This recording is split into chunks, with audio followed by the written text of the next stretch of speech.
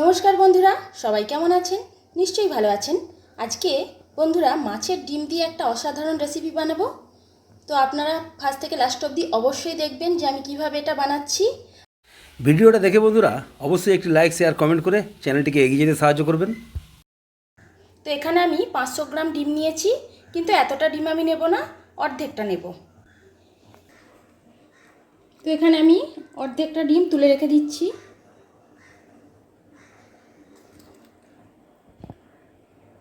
আর এই অর্ধেকটা আমি নিচ্ছি।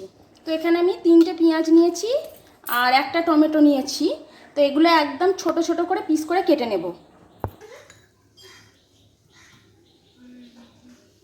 তো আমি এগুলো একদম ছোট ছোট করে পিস করে কেটে নেব।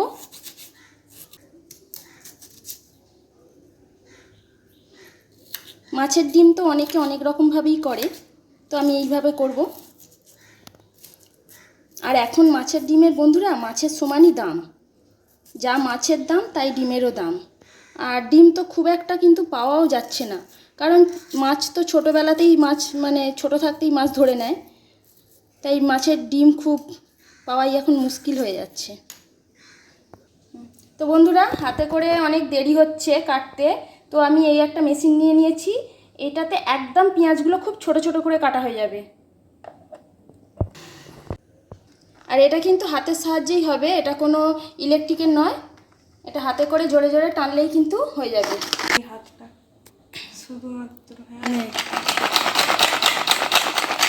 এই যে দেখুন, এইভাবে করলে খুব তাড়াতাড়ি পেঁয়াজগুলো একদম ছোট ছোট করে কাটা হয়ে যায়।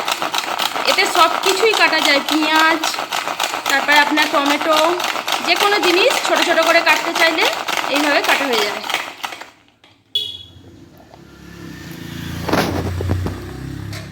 এই যে দেখুন কত সুন্দরভাবে পেঁয়াজগুলো একদম ছোট ছোট পিস হয়ে গেছে। আর এইটা হচ্ছে এর ব্লেড, 3টে ব্লেড আছে। এটা ঘোরালেই এই পেঁয়াজগুলো এরকম ছোট ছোট করে পিস হয়ে যায়।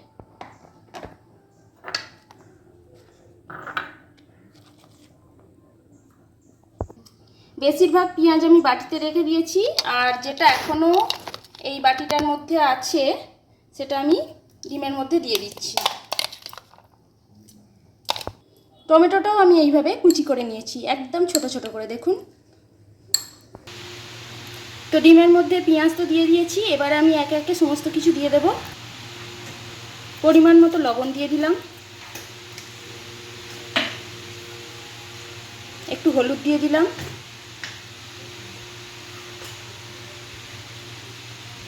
অল্প করে একটু লঙ্কার গুঁড়ো দিলাম, আর এখানে 2টো লঙ্কা, কাঁচা লঙ্কা আমি কেটে রেখেছি, সেগুলো দিয়ে দিচ্ছি।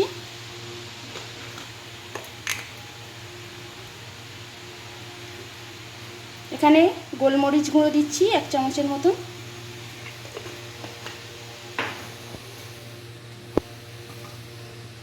এবার একটু বেসন দিয়ে দিচ্ছি।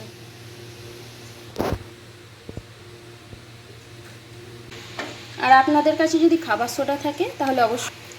এবারে এগুলো আমি সব কিছু ভালো করে মাখিয়ে নিচ্ছি।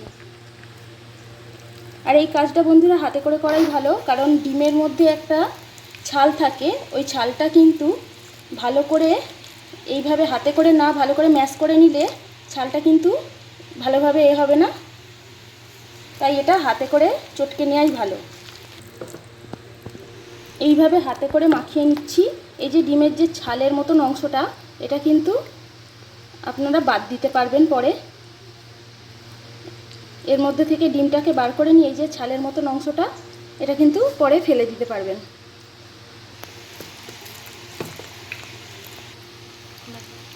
এই যে ছালের মতো অংশটা আমি এটা এখন বাদ দিয়ে দিচ্ছি। তো আমি এখানে সব কিছু ডিমের সাথে খুব ভালো করে মিশিয়ে নিয়েছি। এবারে এগুলো আমি একদম ডিপ ফ্রাই করে ভেজে নেব। তো এখানে কড়া বসিয়ে দিয়েছি, কড়ার মধ্যে একটু বেশি করেই তেল দিয়ে দিচ্ছি। তো তেলটা গরম হয়ে গেছে, এবারে আমি এগুলো চামচে করে 1 চামচ করে দিয়ে ছোট ছোট করে ভেজে নেব।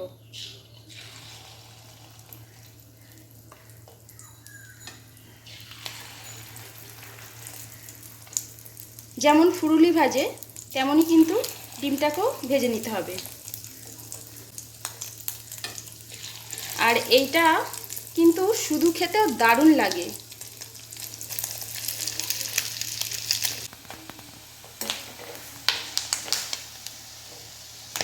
তো একটা সাইড হয়ে গেছে, আমি এগুলো উল্টে দিচ্ছি। দেখুন কতটা ফুলে গেছে, একদম ফুলুলির মতন। আর এইভাবেই কিন্তু লাল করে পুরো ভেজে নিতে হবে।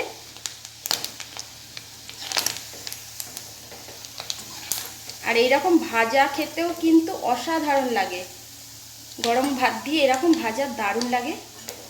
তো এগুলো ভাজা হয়ে গেছে, আমি এখন তুলে নিচ্ছি। তো পরের ডিমগুলোও আমি এইভাবে ভেজে নিচ্ছি। তো বন্ধুরা, ওই তেলের মধ্যে আমি কয়েকটা গরম মশলা দিয়ে দিচ্ছি, এখানে এলাচ আর লবঙ্গ দিচ্ছি, দুটো কাঁচা লঙ্কা দিয়ে দিচ্ছি। এবারে আমি পেঁয়াজগুলো দিয়ে দিচ্ছি।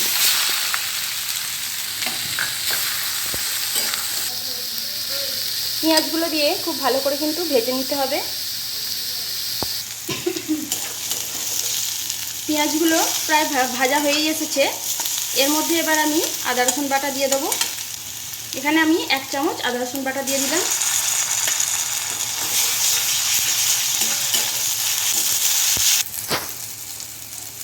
এবারে অল্প করে আর একটু লঙ্কার গুঁড়ো দিয়ে দিলাম, হলুদ গুঁড়ো দিয়ে দিলাম,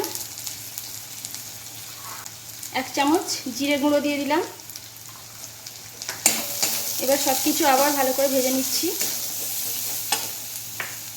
এবারে টমেটো কুচিগুলো দিয়ে দিলাম।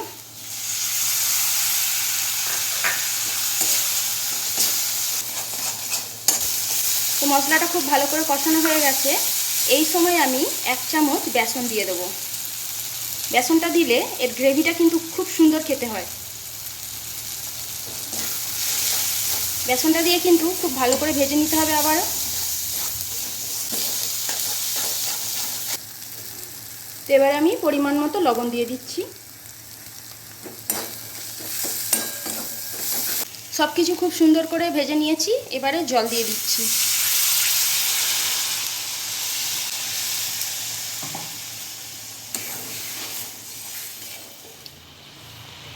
তো গ্রেভিটা ফুটে উঠেছে, এবার আমি ডিমগুলো দিয়ে দিচ্ছি।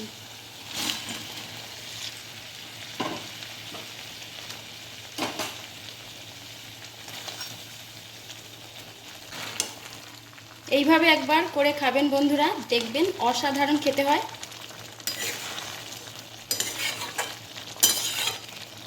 আর আপনারা কে এইভাবে ডিমের কারি করেন আমাকে কমেন্ট করে অবশ্যই জানাবেন। সবশেষে বন্ধুরা 1 চামচ আমি টমেটো সস দিয়ে দিচ্ছি। টমেটো সস দিলে খেতে অসাধারণ লাগে। ডিমের বড়া দিয়ে ঝাল একেবারে রেডি। আর বিলম্ব না করে গরম গরম ভাতের সঙ্গে পরিবেশন করুন, অসাধারণ লাগবে। ভিডিওটা দেখে বন্ধুরা একটি লাইক শেয়ার কমেন্ট করে চ্যানেলটিকে এগিয়ে যেতে সাহায্য করবেন। আর সবাই সুস্থ থাকবেন, ভালো থাকবেন। ধন্যবাদ বন্ধুরা।